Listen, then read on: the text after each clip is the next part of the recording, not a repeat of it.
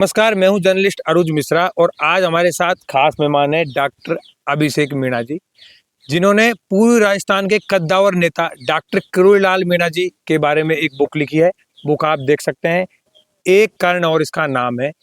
तो इस बुक में ऐसे कहानियां हैं, ऐसे किस्से हैं 19वीं सदी के, जो एक बार आपको देखना चाहिए कि उस जमाने में किस तरह लोग हैं जो आंदोलन करते थे, किस तरह प्रोटेस्ट करते थे, किस तरह अपनी बातों को सरकार के सामने रखते थे।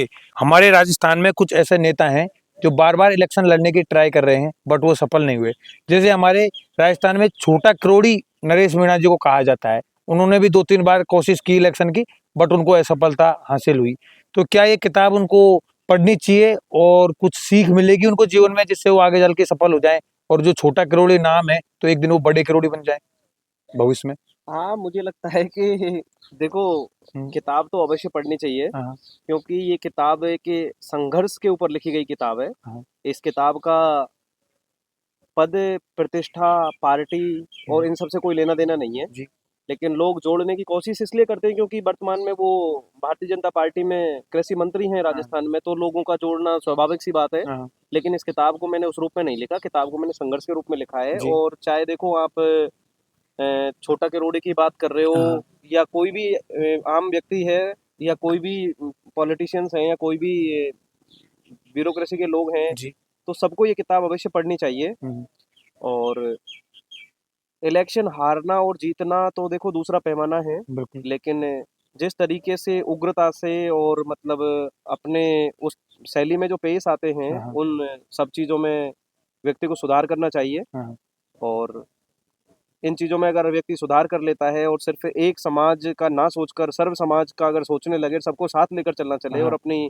भाषा पर नियंत्रित रखे, हाँ, तो मुझे अवश्य लगता है कि राजनीति में व्यक्ति जरूर सफल होता है। सफल कि व्यक्ति को अपनी जो भाषा है उस पर नियंत्रण रखे और सर्व समाज को साथ लेके चले, तो हो सकता है कि नरेश मीणा जी भी है इलेक्शन अगली बार जीत जाएं।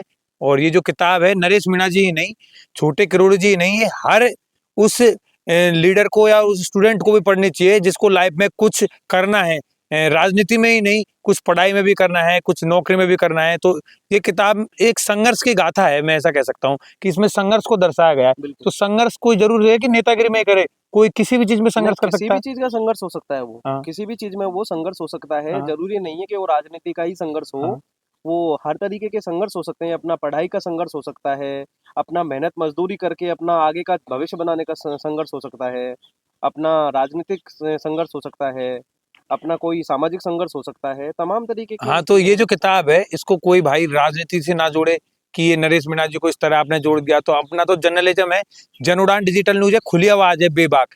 तो ये किताब और ये जो पूरा इंटरव्यू है संघर्ष पे आधारित है। तो जो इंसान अपने जीवन में संघर्ष करना चाहता है, नरेश मीणा जी भी अभी संघर्ष कर ही रहे हैं, अभी बिल्कुल, सफलता मिली नहीं है। बिल्कुल। तो हो सकता है कि एक बार पढ़े तो सफलता मिल जाए।